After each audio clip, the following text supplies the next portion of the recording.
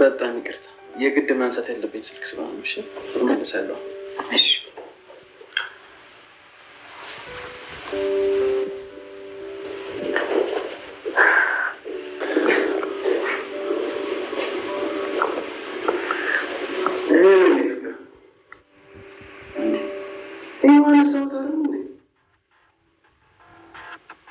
እየመጣው ነው እዚህ። አይ ምንም ያው ስላለወልሽ። ኧረ ታዲያ ምን ችግር አለ? እኔም እኮ ናፍቀሽኛል። እሺ እሺ እሺ ቻው።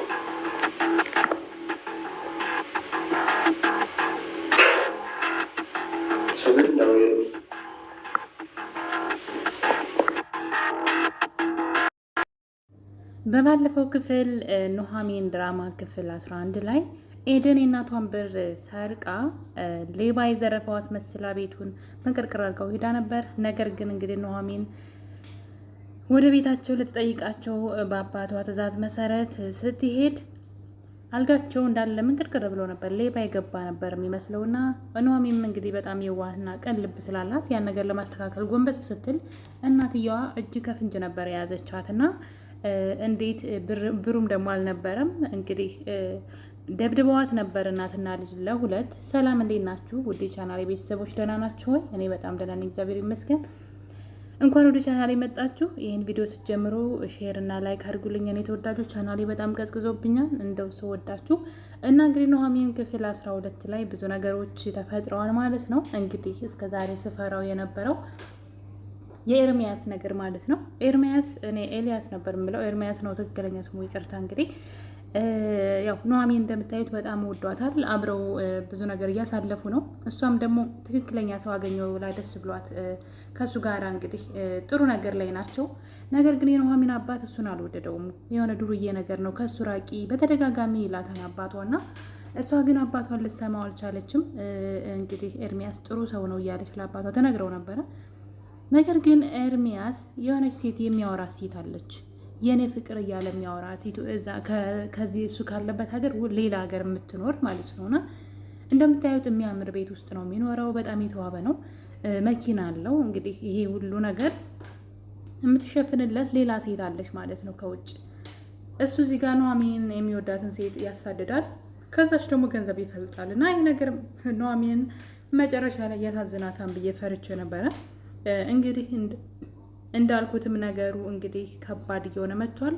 ያቺ የኤርሚያስ ፍቅረኛ ከውጭ ሆና በስልክ እወድሻለሁ እያለ የሚያጭበረብራት ሴት ድንገት እየመጣሁኝ ነው ብላ ትደውልለታለች ማለት ነው። እንግዲህ ነገር የሆነው እሱ ኑሐሚን እንደውም ለሌላ ነገር ሁሉ እየፈለጋት፣ እሷ ግን ነው አልችልም፣ ይሄን ነገር አቆይልኝ፣ አባቴም እንዲያዝንብኝ አልፈልግም፣ እንደዚህ የምትወደኝ ከሆነ ብላ እንግዲህ ይህን ነገር ታስቆመዋለች። ቤት ውስጥ እንድትሰራለትና ያው እሱ በአቅራቢያ እንዲያገኛት ስለፈለገ ነው እንጂ ሰራተኛ ፈልጎ አይደለም። እና እሱ ቤት ውስጥ እንድትሰራለት ይፈልጋል። እንግዲህ አብረው ፍቅራቸውን ሸዋፎሽ እያሉ ነበረ። ነገር ግን ኤርሚያስ ፍቅረኛ ደውላ እየመጣሁኝ ነው ብላ እንግዲህ ምንድነው ወገብ ዛላውን ወሽመጡን ብጥስ አድርገዋለች ማለት ነው። ይሄ ነገር ለኑሐሚን በጣም ከባድ ነው። ምን ሊያደርግ ይችላል? ይሄ ቤት እንግዲህ እንደምታዩት የሚያምር ቤት የተከራየው በእሷ ገንዘብ ነው። ላይፉን ሁሉ የሚኖረው በዛች ገንዘብ ነው። ነገር ግን እዚህ ጋር ደግሞ ኑሐሚንን ፍቅር ይጫወታል እና እንግዲህ ይህ ነገር ኑሐሚንን ምን ሊያደርጋት ይችላል? ልቧን በጣም ይሰብራታል። በጣም አምነዋለች። በብዙ ነገር ሰፖርት እያደረጋት ነው።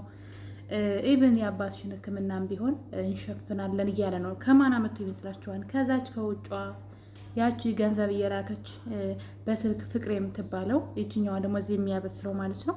እንግዲህ ኑሐሚን ትልቅ ችግር ውስጥ ገብታለች። አሁን ላይ ምን ሊያደርግ ይችላል? ምናልባት ሌላ ቤት ተከራይቶ እሷን እዛ ላይ ያስቀምጣት ነው ወይስ ምን ሊያደርግ ነው? ወይስ ለኑሐሚን እውነቱን ሊነግራት ነው? እንግዲህ ያቺ እየመጣች ነው፣ መንገድ ላይ ነው ብላለች እና ከውሸት ላይ ውሸት እንግዲህ ሊደራረብ ነው ማለት ነው። እና በጣም ነው የሚያስጠላው። ይሄ ነገር ግን መጀመሪያውንም እኔ ማለት ካልወደዳት ከእሷ እንኳ ገንዘቧን እንኳ ቢተውላት ጥሩ ነበረ።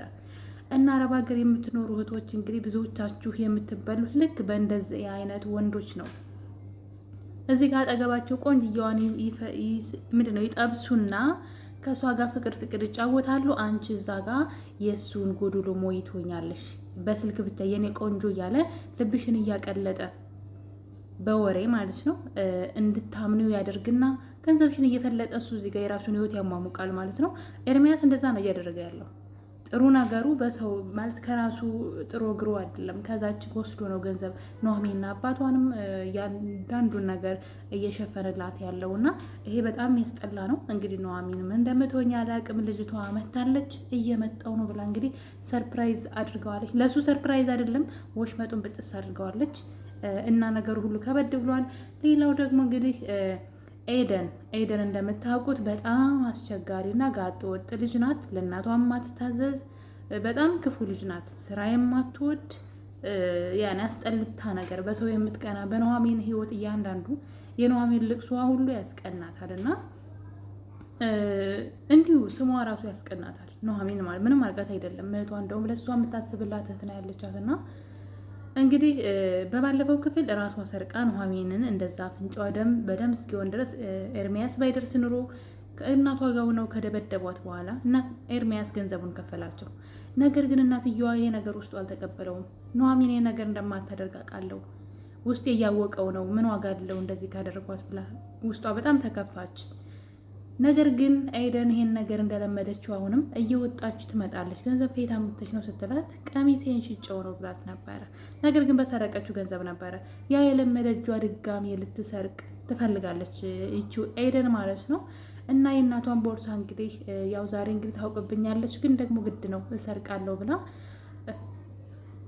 ወደ እናቷ ቦርሳ ትገባለች። ድንገት እናትየዋ እጅ ከፍንጅ ትይዛትና በባለፈው ኑሐሚን እንዳልወሰደች አውቄ ነበር ብላ እስኪ በቃ ትደበድባታለች። ከዛ ግን ኑሐሚን ተናዳ ከቤት ወጥታ ትሄዳለች። ሄድልሻለሁ ብላ ከቤት ወጥታ ትሄዳለች ማለት ነው። እና እንግዲህ ከነ ኑሐሚን ግቢ አንዲት የተከራየ ሴተኛ ዳሪ ያለች አንዲት ልጅ አለቻት። ልጇን የወለደቻት ይመስለኛል። እንደዚህ ገላዋን እየሸጠች የምትኖር ማለት ነው። እንደዚህ ገላዋን እየሸጠች እያለ እንግዲህ አርግዛ የወለደቻት ልጅ ትመስለኛለች። በጣም የምታምር ወርቅ ልጅ ነው ያለቻት፣ ግን በጣም ነው የምትጠላት እናትየዋ ልጇን ማለት ነው። አትወዳትም። እነ ኑሐሚንና አባቷ ግን በጣም ነው የወደዷት ልጅቷን እና ለዋ ላይ እየቆለፈችባት ትሄድ ነበር ያቺ ሴት። በመጨረሻ ግን እነ ኑሐሚን እዛ ግቢ ከገቡ በኋላ የሆነ ቀን በሩን ሰብረው ነበር ልጅቷን ያወጧት። አሁን ላይ ግን ቁልፍ እየተወችላት ልጅቷን ይዛት እየዋለች ነው። በጣም ቆንጅዬ ልጅ ብቻ ሳትሆን ስነ ምግባር ልክ ኑሐሚንን እያየች ካደገች ደግሞ አስቡት። እና እንግዲህ ያቺ የልጅቷ እናት ማለት ነው ሴተኛ አዳሪ ናት። እንግዲህ እንደዛ ነው አይደል ስሙ። እና ጎዳና ላይ ቆማ እንደዚህ ያጨሰች እያለ አስፋልት ዳር ኤደን ከቤት ወጥታ ከእናቷ ጋር ተጣልታ አስፋልት ዳር ቁጭ ብላ ታለቅስ ነበረ። እንግዲህ ያቺ የህፃኗ ልጅ እናት ታገኛታለች እና እንግዲህ ርቦሻል ወይ ምግብ ልጋብዝሽ ምን እንደሆነችም ከጠየቀቻት በኋላ ከዛ አካባቢ ተወስዳትና ምግብ ትጋብዛታለች እና ስለ ህይወቷ ትጠይቃታለች። ለምን እዛ እንደተቀመጠች፣ ለምን ከቤት እንደወጣች እና ስለ ላይፏ ስለ ህይወቷ ትጠይቃታለች። ፍቅረኛ አለሽ ወይ፣ እንደዚህ ልጃገረድ ነሽ ወይ ምናምን ብላ ከጠየቀቻት ካጣራች በኋላ አዎ ስትላት እሷ ይቺ ሴት ማለት ሴቶችን ለወንዶች ትሸጣለች ማለት እሷም ሴተኛ አዳሪ ናት። ሴቶችንም ደግሞ ንግድ ትነግዳለች። እንዴት ነው እሷ ሴቶችን ስትሰጥ ለወንድ እጥፍ ተደርጎ ይሰጣታል ገንዘብ ማለት ነው። እና እንግዲህ እሷ እንደዚህ የምትሰራለት ሰው አለ ማለት ነው። ሴቶቹን እየወሰደች የምትሰጠው ሰው እና ስለ እሷ ማንነት ካጣራች በኋላ ለዛ ሰው ደውላ 4 እጥፍ ከከፈልከኝ ልጃገረድ ልጅ አለ እሷን እሰጥሃለሁ ትልና በማደንዘዣ አደንዝዛ ማለት ነው። እንግዲህ ኤደን የምታውቀው ታሪክ የለም። ወስዳ ለወንድ ትሰጣታለች። ኤደን ጧት ካልጋዋ ስትነቃ ከማታውቀው ሰው ጋር አልጋ ላይ ተኝታ ክብሯን አታ ታገኘዋለች ማለት ነው። እና ይሄ ጋጥ ወጥነቷ መጨረሻ ምን እንዳደረሳት ተመልከቱ። ገንዘብ አንዳንዴ ገንዘብ ስንል ዋጋ እንደሚያስከፍለን እንግዲህ ከኤደን መማር ነው ያለብን። እና ኤደን እንግዲህ በመጨረሻም ክብሯን አታ በማታውቀው ሰው በገንዘብ ክብሯን ሽጣለች ማለት ነው። እንግዲህ ወደ ቤት ተመልሳ እናቷ ገንዘቡን ትሰጥና ትተኛለች። እናትየዋ ግን ነገሩ ሁሉ ግራ ገብቷታል ማለት ነው። እና ኤደን በመጨረሻም እኔ እጇን አገኘች ምናምን ብዬ አይደለም፣ ግን የመጥፎነቷ እንትን ይሄ ነው በቃ መስገብገብ። ገንዘብ አያችሁ፣ ገንዘብ በሆነ መንገድ ሊመጣ ይችላል፣ ግን የማተኩትን እናንተን እራሳችሁን፣ ማንነታችሁን፣ ሰውነታችሁን ካረከስን በኋላ የሚመጣ ነገር ሁሉ ምናልባት ይጠፋል። የተሻለ ነገርም ማምጣት እንችላለን እና እንግዲህ ኤደን ባልጠበቀችው ስትስገበገብ ለገንዘብ ማለት ነው ኑሃሚን ላይ የሰራችው ግፍ በጣም ብዙ ነው እና እንግዲህ በመጨረሻ ገንዘብ ብላ እንደዚህ አይነት መጥፎ ሁኔታ ውስጥ ትገኛለች ማለት ነው እና አንዳንዴ ገንዘብ ጣውት ሆኖ ሊገዛን አይገባም። ገንዘብ አምላኪዎች ልንሆን አይገባም። ማለት ገንዘብ አስፈላጊያችን ነው፣ በጣም አስፈላጊያችን ነው። ነገር ግን ገንዘብን እኛ ልንገዛው እንጂ እሱ ሊገዛን በዚህ መጠን ሊቆጣጠረን አይገባም እና ኤደን ያው አሳዝናኛለች። እውነቴን ነው የምላችሁ። ፈቅዳ ያደረገችው ለገንዘብ ብላ እንግዲህ አላደረገችውም። ይሄን ነገር አደንዝዛ ነው ይችኛዋ ለገንዘብ ብላ የሸጠቻትና በጣም ነው ያሳዘነችኝ። ምን ዋጋ አለው? ከረፈደ በኋላ ነው እንግዲህ ኑሃሚንም ሌላ ችግር እየገጠማት ነው። የኤርሚያስ ፍቅረኛ እየመጣች ነው። ምን ሊያደርጋት ይችላል? ምን ሊያደርግ ይችላል? ኑሃሚን እንግዲህ የአባቷን ምክር ብትሰማ ጥሩ ነበረ።